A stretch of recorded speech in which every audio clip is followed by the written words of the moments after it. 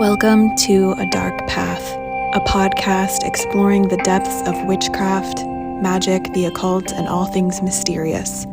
Join us on this journey into the unknown, down a dark path overgrown. Find spells and rituals, folklore and legends.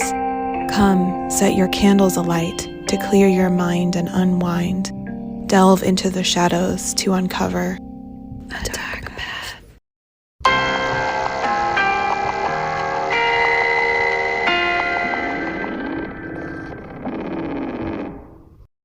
Welcome back to A Dark Path, a podcast exploring the depths of witchcraft, magic, the occult, and all things mysterious. So, I am Kristen Jackson, and I am as curious as Alice in Wonderland. I'm Allyson Hemma-Romane. I'm a poet, tarot reader, and a spellcrafter / facilitator. Facilitator. And today we are joined again by Heidi, the owner of Wise Wolfcraft. And we also have Andrea. She is of Rocker's Herbal Homestead. Let's go ahead and start with Heidi. Will you please tell us a little bit about what you do? Hi, I'm Heidi. So I started my business just a couple of years ago. I sell tools for living with intention, like crystals or a pendulum or kits for manifestation. But I also do things like energy work, divination. I like to teach. I do classes based around those subjects. I also do in-home parties. Hi, my name's Andrea. I really got into this whole side of natural living, witchcraft, all that through herbal healing. That was a big part of my life. Started about 8 years ago, and I took that and became more comfortable with my craft and working with the herbs and just doing all the things with nature. And then that created our business that we do together as a family, Rocker Herbal Homestead. We create tallow-based products, but a lot of the products I incorporate herbs into them that are either infused or, put a little magic into it. We've got a chatty and lighthearted episode planned for today after our first 2 info dump sessions. So let's dive into tools, correspondences, and grimoires. We're going to go ahead and have Heidi start, and let's see what her top 10 most used tools are. The number one thing on my list is actually really funny to me. So when we first did this and we had our little meeting, I did not include this on any of my list, and now it's on every list. Intuition. I wasn't seeing it as a tool, and then I had this big shift, and I'm like, oh, well, if intuition's a tool, now this whole list just got rocked. So that's why you talk to your friends about list building. Number 2, divination, specifically tarot. I think everybody has their own tool they like, but for me, it's tarot. Energy healing, for me, it's Reiki. Spell work, huge, powerful tool that you have at your disposal. Number 3, writing. That includes a lot, right? Runes, portions of spells, grimoires, all the journaling things you can do with like divination, dream work, but just writing, poetry, singing, like songs, all these things, very powerful tools. I think color is really powerful and powerful also because it's so easy to incorporate. Crystals loosely, because I also love rocks. They don't have to be crystals. They could just be a good old rock. I'll go to the beach, find myself a rock. I got a 7-year-old. I got rocks in my pockets this moment from the beach, like rocks. I do that too. I like to work with the elements. I feel like the elements are a really powerful tool that's really easy to harness with your own personal twist. The last one is space. Space is very helpful, right? Like, and I actually do mean like space in the sky, like the stars, the moon, the planets, and that gets me a lot of different cheat tools that you can throw in there because that covers like astrology, it covers when you time your spells, it covers when you're meant like anything, right? And then the last one for me would be your physical surroundings with the caveat of respect and permission. You get permission from either the land itself or the owner. And then or maybe both, depending on the case, right? And then you have to treat the land respectfully. You have to make sure you're not harvesting stuff that shouldn't be harvested at all, for instance. For my most used tools, I put one, candles. In one of the prior episodes, I talked about how that was kind of my first and easiest way to like be able to do magic without being like, hey, I'm doing magic. Incense, I love. I also put down tarot, but I also put runes. Having more of that Norse background, I do like to incorporate my runes not just for divination, but also using them for my candles or things like that. Herbs. I also kind of put spices into this as well because I love to work with lavender, rosemary, rose, mullein, nutmeg, and cloves. So number 5 would be string or twine because I do a lot of like knitting, crocheting, some kind of knotworks, things like that. Number 6, I have cauldron, but it could also be something that's a fire safe bucket. I've used old like candle jars as well. Number 7, I have crystals.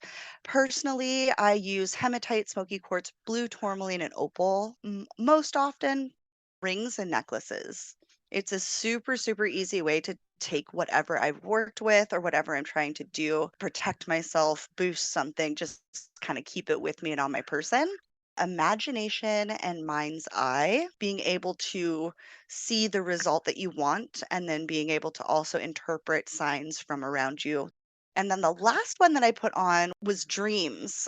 Your brain at night shuts down and is trying to interpret all these things, and sometimes it's trying to tell you something. My 10 most used tools are my intuition. I also really like to use Notion, which is a digital notes app, kind of like Evernote. My book of ways is in there. All my witchy notes are in there. I have spreadsheets of correspondences because I'm type A. I also really love vintage silver teaspoons. I just have such a freaking soft spot for those things. They can be geometric or floral. I don't care. If they're little, cute, and silver, they're coming home. Brass bowl or ceramic plates, kind of like Kristen. If it's fire safe, I'm using it to burn stuff on or in it. Number 5 is a tarot deck, not unlike the 2 lists that came before me. Pendulums are also a really big part of my practice. I use them to communicate with my spirit guides, identify my spirit guides. I use them to communicate with deities, venerate deities. I use them to communicate with spirits, as in like ghosties.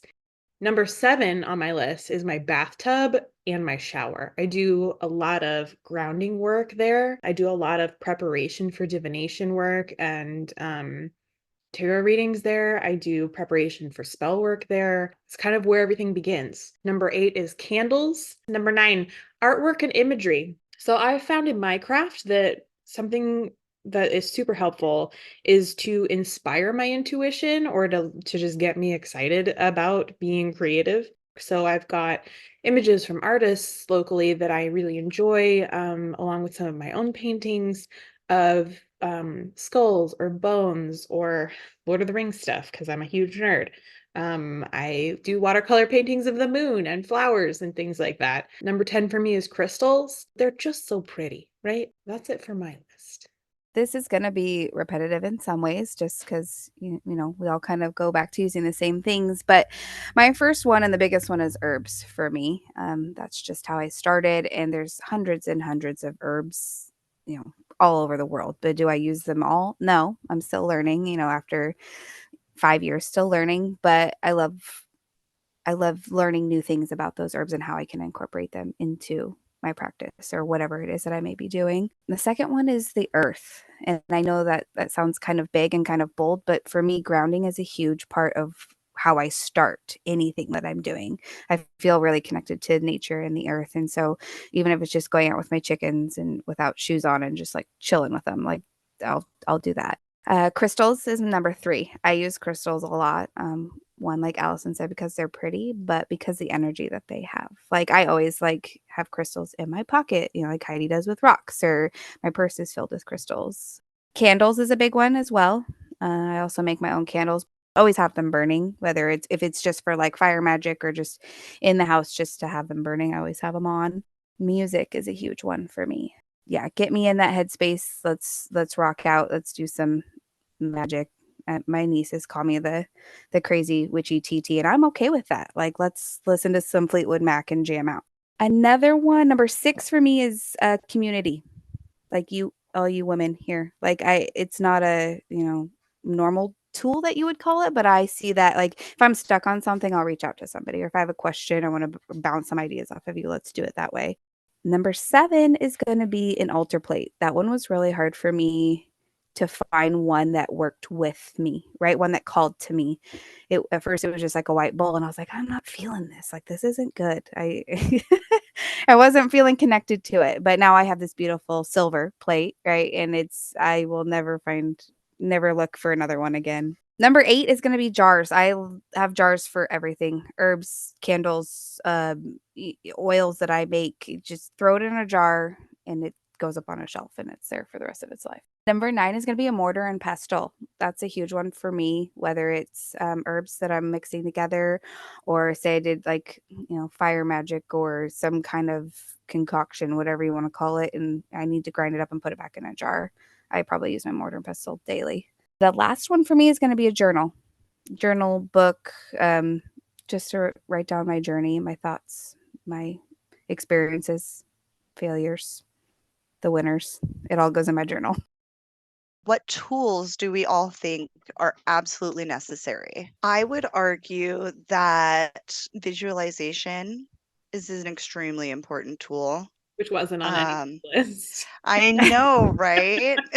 Even without a candle, even without an incense, even without an herb, you can still visualize and imagine and put that energy towards something. I agree. That, and I think journaling is a must have. Yeah, I mean, pen and paper. even if you're Yes. not a writer, like that way you can go back, like Allyson was talking about, and just see your journey, see where you're at, and be like, oh, I do know what I'm doing, or I do have intuition, or whatever you may be doubting at that moment. I really believe that a pen and paper is all that you need to do witchcraft. I mean, like, aside from your intuition, which is the absolute, like, end all be all tool, in my opinion, if you have a pen and paper, you're unstoppable. You can do manifestations, you can do banishments, you can do anything. And you just fold that freaking paper, whichever way it needs to be folded, buried in your yard, put it in water, whatever. As long as you're using responsible ink, I think you could do everything in witchcraft with just a pen and paper. You could do a single word. Yeah. It doesn't have to be elitist. I want to tell you guys, after hearing your guys' lists, it made me think of a part in a movie called Drop Dead Gorgeous. Have you ever seen that movie? Oh my gosh. Not in a long time, but yeah. Oh, okay. Strong recommendation there, guys. Very dark, terribly off-color humor, so prep yourself. But it's hilarious also if were raised in the 90s and kind of suck. So anyways, it's very funny. The thing that happens is it's a beauty contest, and at one point they're all up on the stage and everyone's talking about why they love America, and one girl gets up there and she says that her uncle made the biggest ball of twine, and then goes, I think I kind of misunderstood the assignment. And after hearing your guys' list, I was like, oh, I think I kind of misunderstood the assignment. But it's I don't think so. Heidi, it was your assignment. No, I know. When it was good though for me, and I want to touch on it like in a realistic way, because I think it's a good thing to point out that, like, when we talk about a tool, that means so many different things to people. I made a list that was more of my most used, opposed to the list I shared with you guys, which was my most recommended, is how I would put it, I guess. Oh, yeah.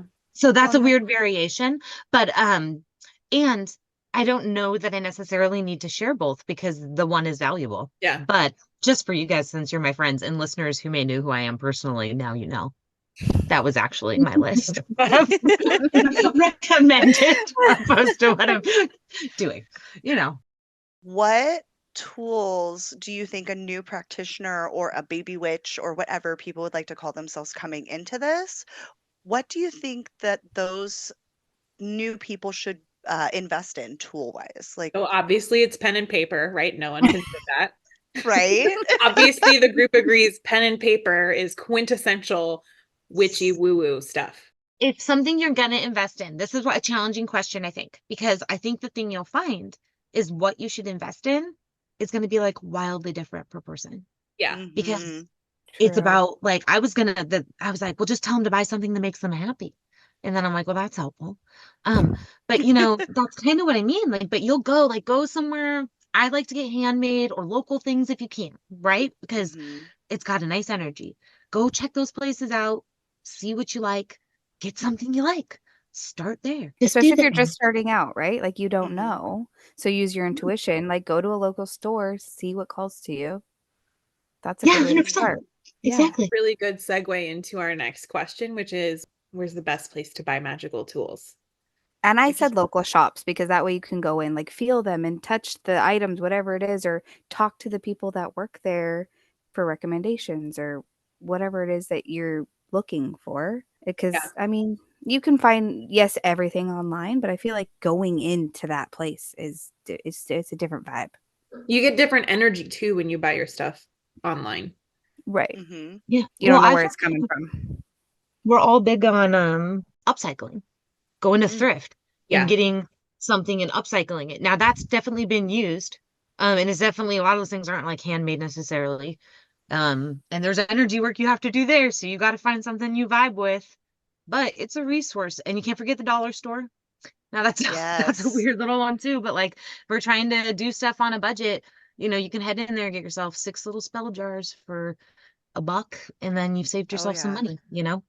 Oh, yeah. I like to thrift. I like to use secondhand stuff. I like to hand make things and I like to support local small businesses. I like the energy of those things the best. Never let me down in spell work before, and I don't think they ever will. So For getting magical tools, I definitely believe that definitely I like any place that you can physically touch something, like you guys have said. So, going into our 10 most used correspondences, for me, lunar cycle, and they all have different attributes and different things that they can kind of help you with or focus on.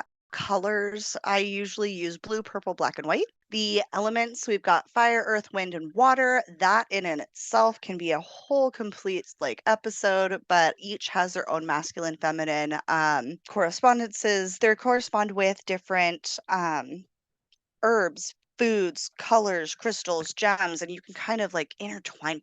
That's kind of the cool thing about the correspondences is you can kind of intertwine and like really dial down to what you like. Herbs and spices. I've always had an affinity for hematite. That's one of the stones that I always use. I always see owls, dragonflies, and cats. They're typically always like somewhere around. Dragonflies are my ancestors getting in touch with me. It's kind of one of the ways that I know that I'm either on the right path or that they're looking out for me, that they're there. There's just so many, and it's kind of overwhelming to have to sit down and like think about them or write them down.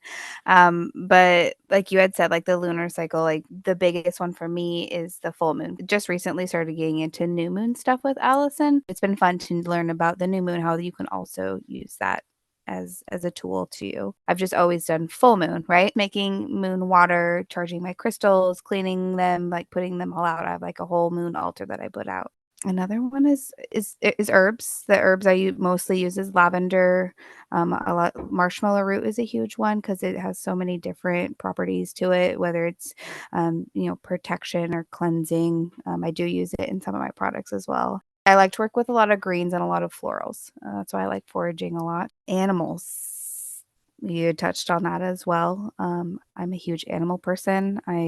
Cats are like my familiar. I have 7 of them. I crazy cat lady, but like I have 3 all black cats, and they're they're who I connect with the most. Wolves is another really big one. I see that as like a protector for me. Elk.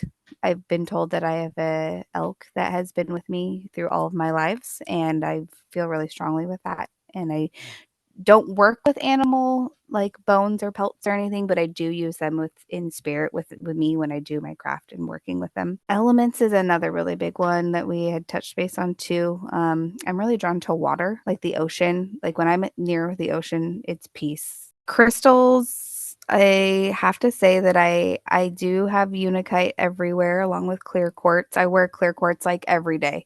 It's on me all the time. Like I'll take it off and cleanse it with the full moon, but that is the only time it's off of me.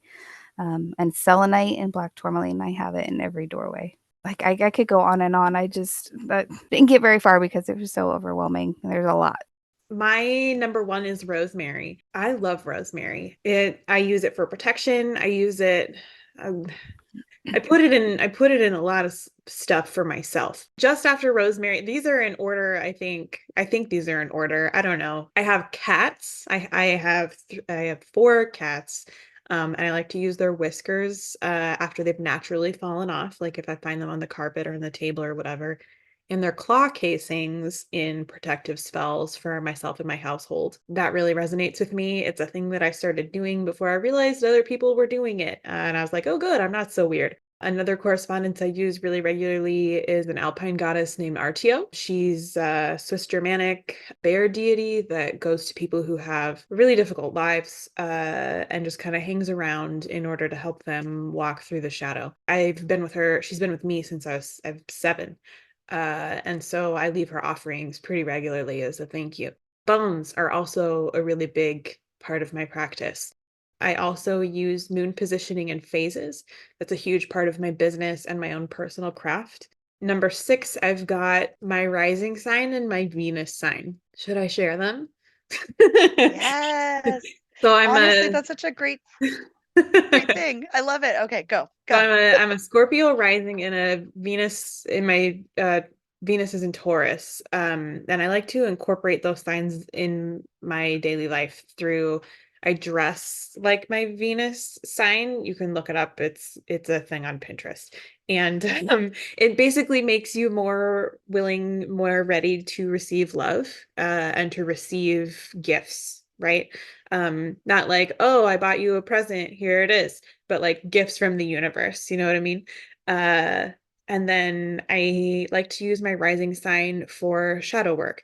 Number 7, the Wheel of the Year is a wonderful tool, marking the seasons. And I haven't lived in Washington for very long, but I would like to make a Wheel of the Year that is relevant to the seasons in the place that I live. Number 8, I do a lot of like divination and spirit communication stuff.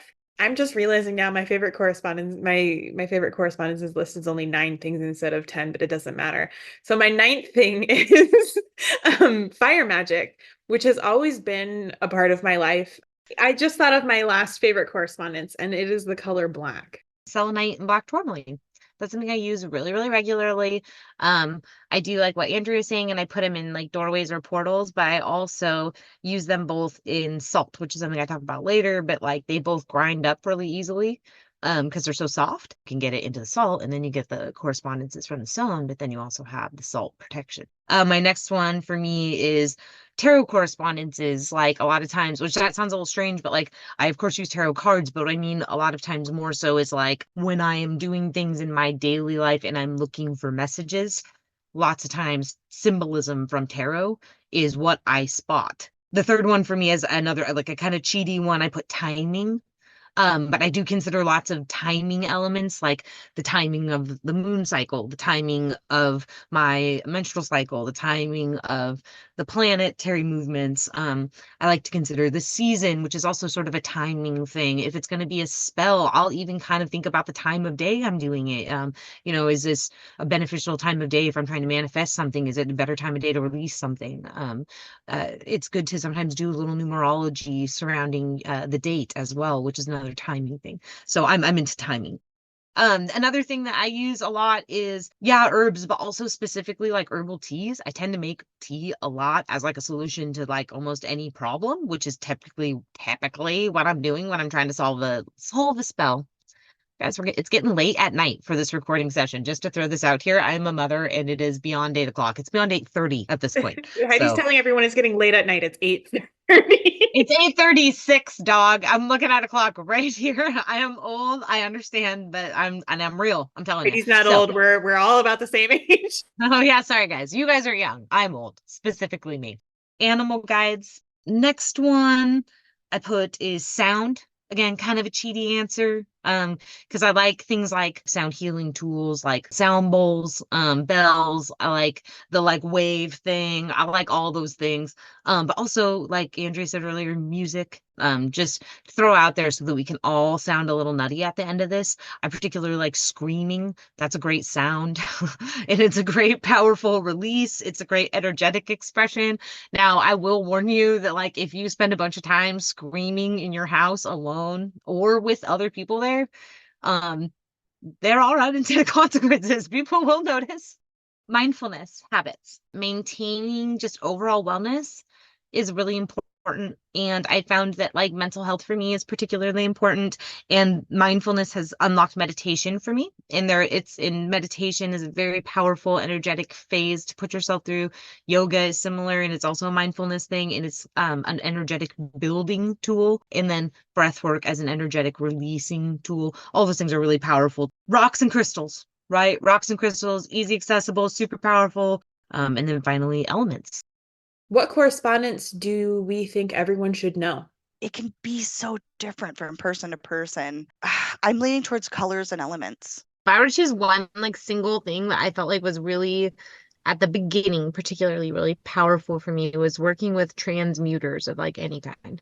The one that I liked the most though was definitely selenite. Like working with selenite was really powerful for me because I at first really struggled to get grounded. And so shutting down people's energy was not happening. There was not a piece of black tourmaline big enough to get people to leave me alone, right? So I mean, like I could have been wearing a helmet, like it wouldn't have mattered. And so having a transmuter so that I could take in the energy and just turn it into something useful instead of something that resonated with me better, instead of just having it be whatever they were sending to me, was huge, huge. I went, instead of transmuting, I went for cleansing. And for me, the moon, figure out what the moon means to you. And I think that that correspondence can be such a good tool in order to add like rhythm and routine. Like a lot of us come into witchcraft in a painful place where we aren't really taking the best care of ourselves in general. And I just think that following that cycle and really understanding it and integrating it into your life can make a big difference.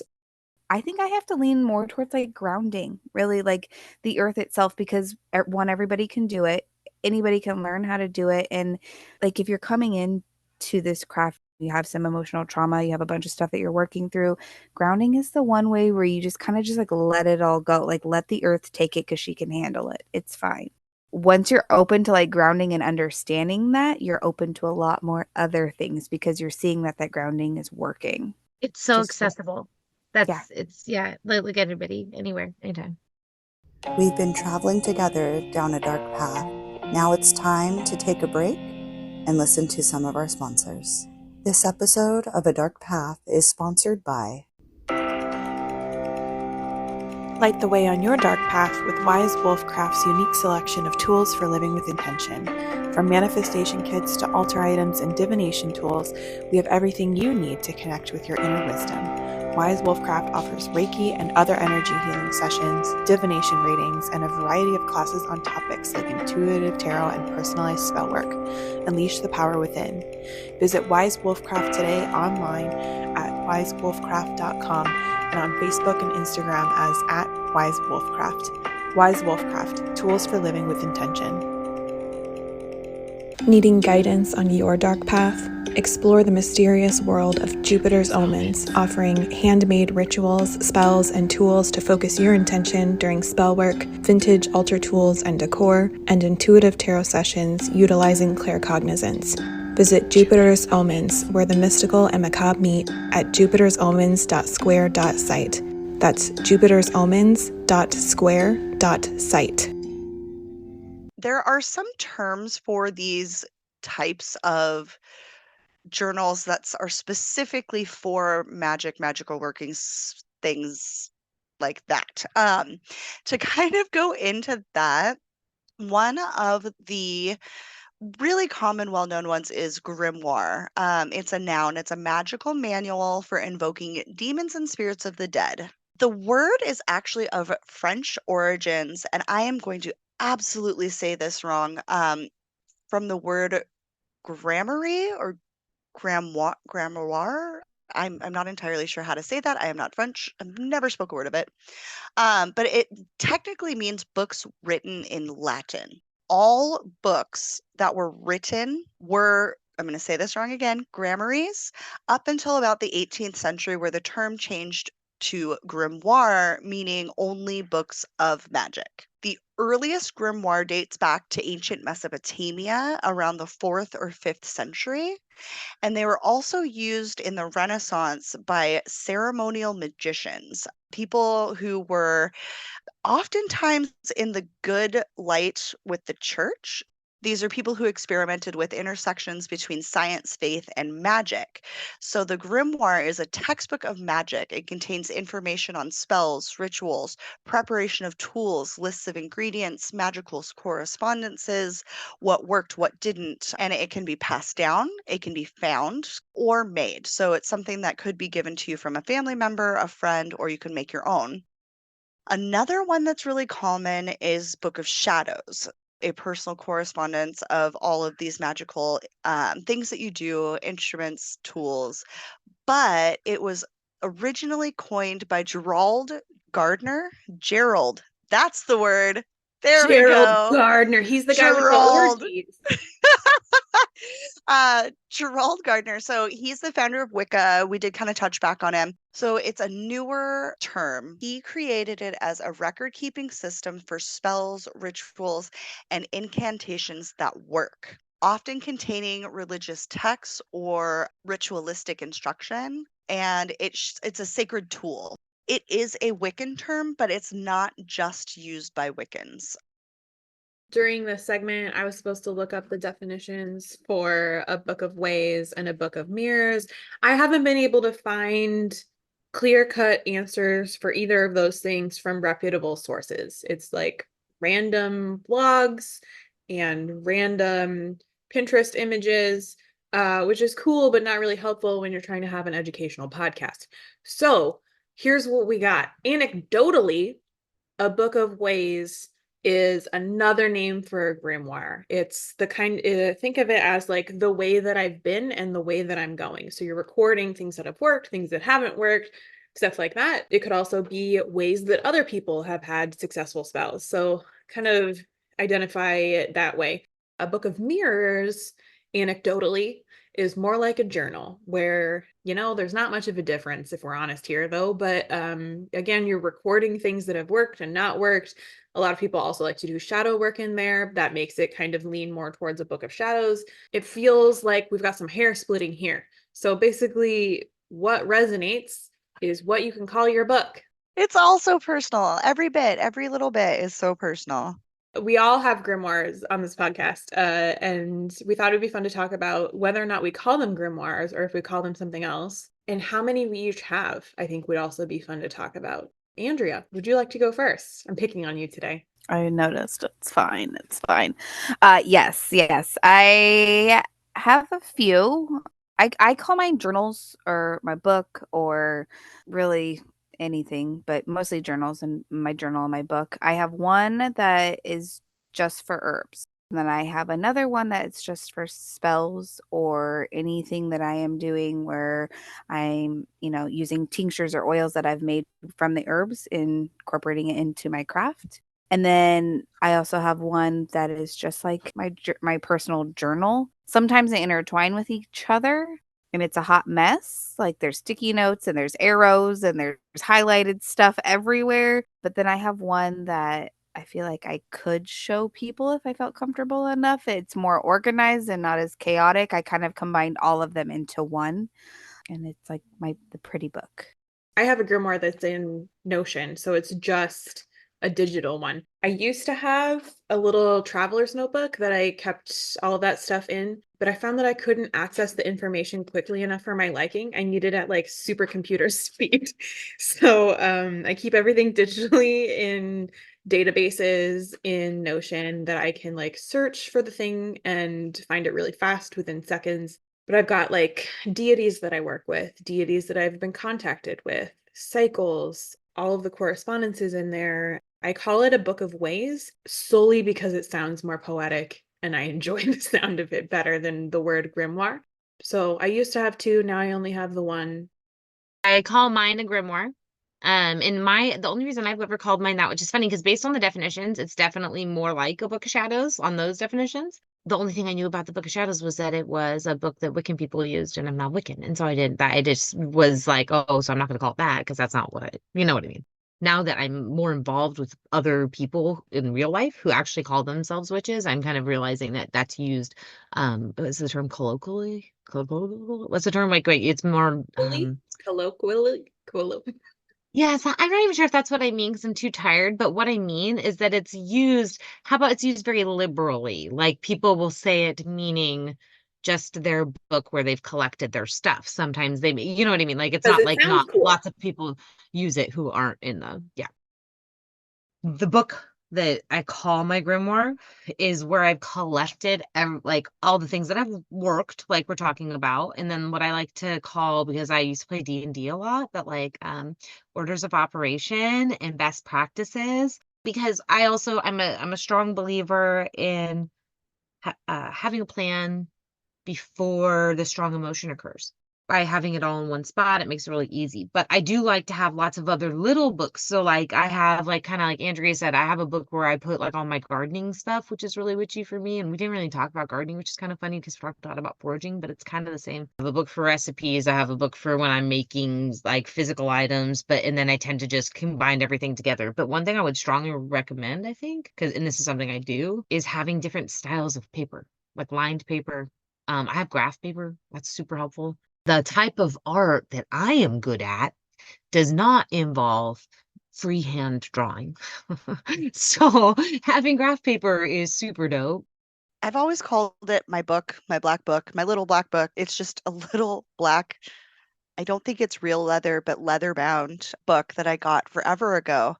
And that book only has stuff that I've done that's worked, stuff that I've done that hasn't, but it's also got a lot of my research as well. So like I haven't been very good at drawing for a long time, but I really enjoy like drawing in like the runes and trying to figure out like, okay, what does this mean? Or if I lay out a tarot deck and I can kind of draw a real quick, picture of what the overall theme or thing is. So I do a lot of that in there, but I tend to try and keep it to the stuff that's pretty. So I try to like get all my notes down in some other book and then I merge it into this with the pretty pictures and putting it all together.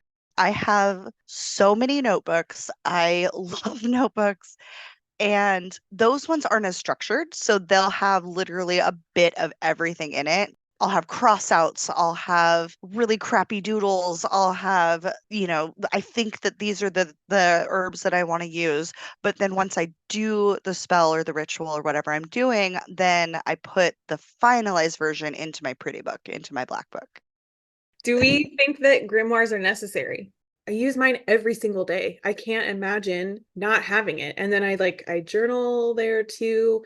I don't know, it helps you gather your thoughts and then you can see where you've been and where you're going. You got a spell for that, it's in your grimoire, right? Instead of searching a million other books, you have just this one central place. I agree. It's recording your journey. It's writing down your notes. Our brains only hold so much, and you can take something that worked for you in one way and adjust it to work in a similar but different way. There's so many different ways that you can just tweak and change, and having that record really helps because then this worked. And I think it also records your journey as well, right? So you can go back and reflect and be like, okay, I remember this time, this is how I was feeling, but was the outcome or whatever it may be. But I feel like it is important to have that your book or your grimoire, whatever you may call it, so that you have it is like your journal in a way to have that to go back to. I also think they are necessary. Mic drop. I feel like we kind of hit the nail on the head there, right? Yeah. I want to say two more thoughts I have about it on the topic in general. It develops self-trust, but when you have the record, it helps you trust yourself. It helps you when your intuition's failing or when the people close to you are challenging your intuition or like your mundane emotions and stuff are really strong. And then also, I don't know if this is just me, but sometimes I get freaked out using journals I really like. Like I'll get a book that's like really beautiful and then be like, don't ever put anything in it because you might wreck it. Uh, so I've started breaking that habit. So that was really good. But then it put me on this other path too of thinking about stuff because I think there's this other hurdle with grimoires which sometimes I think people are afraid to put stuff in their official book, to call it their official way. But what I would remind people or challenge people with is just that just because your truth changes as you evolve doesn't mean it's bad to have a record of what once worked for you. Things do change, and having a knowledge of what worked in the past is powerful. So you have something to go back to, like we've talked about. But it also gives you a record of what you've tried. Don't let it stop you from putting it down, the fear of it not being your says all. What do we think is the main takeaway from today's episode, y'all? Just So do it. let your Get craft be your get in own. your craft, yeah. Right, Shia LaBeouf. But That's no, that really, is like legit. like don't be scared. Like it's okay. Like everyone starts somewhere, and it doesn't, like you said, it doesn't have to be this big fancy schmancy, like look at me and all my stuff. Just need a piece of paper and a pen. Maybe a couple pretty rocks, and just do your thing, right? It doesn't have to be this elaborate thing that they make it out on TV or movies. Like you're not standing around this huge cauldron with all these, you know, wall of jars and herbs and whatever. Like just start somewhere and do what feels right, because if it doesn't feel right, then it's probably not going to end up how you were wanting it to end up. And Yeah. just it's okay to be like, okay, that doesn't feel right, but just document it, right? Put it in your book, put it in your grimoire, and then you'll know for the next time, like, okay, that's not for me. Or put the things that do work. Like, it really just, I feel like the takeaway is keep track, document, and just try it. I feel the takeaway from today is you really don't need much to get started. If you're interested in doing witchcraft and you're interested in being more mindful and living with more intention, if you're interested in being more self-aware and spiritually aware, you really don't have to go out and spend a bunch of money. And I think when you start looking at books, it is preached that you need to go out and spend a lot of money. I'm telling you, as a small business owner, of a witchy store that sells witchy tools, you do not have to go out and spend a bunch of money to get expensive cauldrons or expensive spoons or whatever the thing is. You don't need to have fancy imported herbs from Egypt. You can work within your budget and use your own intuition and your own accountability and still achieve the things that you want to achieve. None of us really listed anything that was expensive throughout this entire episode. None of us really listed anything that's difficult to get, or it's all stuff that you can find really easily or make, and you just don't have to spend a lot of money in order to have a good craft. Our lists, while we had a lot of overlap, there's a lot of differences too. And everybody's, this is my mantra, everybody's list was right, and they were all different. Isn't that wonderful? Your craft gets to look as unique as you do. Your craft is going to be right when you do it for you. So do it for you. Awesome. Did we cover everything? Did we go over all this stuff? We did. Next episode, Kristen and I will be joined by Tabitha Benvenuti and Heidi Stock to talk about the subject that magpies and crows will get excited about, crystals. Yes, shinies. Heidi, I'm is there so excited. anything else you'd like to say about Wise Wolfcraft? Yes. You can find Wise Wolfcraft at Wise Wolfcraft on Instagram. I am also on www.wisewolfcraft.com. You can find me in stores in Marysville, stores in Seattle. If you check out my website, you can see the list. I would love to meet up with anybody who's interested for energy work. That is my extra special interest and favorite right now. So if you sign up for energy work, I have a very nice rate of about 55 at the moment. You know what? If you're listening to this, I'll still honor it. How about that? You refer to the podcast and I'll be like, oh, that Whoa! $55 deal from 25 years ago. Damn my life. No, I'm just kidding. That's awesome. How is that for a promo for a business? And we were also joined by Andrea today, and it has been such a pleasure to have you on. Go ahead and tell us a little bit more about Rocker's Herbal Homestead and what you do, if you have a website, where we can reach you, things like that. Thank you. Yeah, it's been a pleasure being here with you guys. It's been so much fun. Rocker's Herbal Homestead, we try to focus on tallow-based products. So we do like tallow balms and lip balms, mostly beauty products. We do have some men's products as well. We also make soy wax-based candles that kind of go along with like what's happening during the year. So they're like specialty candles. We do a lot of custom gift baskets as well, which is also my favorite thing to put together because they're different, and I just love seeing the different ones that do come in. But we use all natural ingredients. So there's no preservatives, there's no additives, there's no chemicals, there's nothing in it. And that was the whole point of me starting this business, is because we're a clean living family and household, zero waste we try to be. And finally somebody, I think it was after Christmas, and they were like, you should make this into a business. And I was like, maybe I should. And it's just kind of grown from there. It's been a wild 4 months, let's just say that. But I'm So very impressive. grateful. Yeah. I'm very grateful to be here and just be spreading the way that we live with everybody else, because we are so passionate about it. Pretty straightforward, but we got all the socials at Rocker's Herbal Homestead. Check it out. Sometimes we do giveaways. Thank you for listening today and joining us on a dark path. You can follow us on Instagram at A Dark Path Podcast. Thank you for listening to and joining us on today's episode. It is now that our time together must come to an end. Thank you for joining us on this journey, a dark path come to a bend.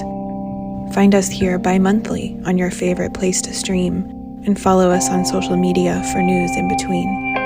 A dark path is there, winding and waiting ever. May you craft peace, knowledge, and alignment, so shall it be, or something better.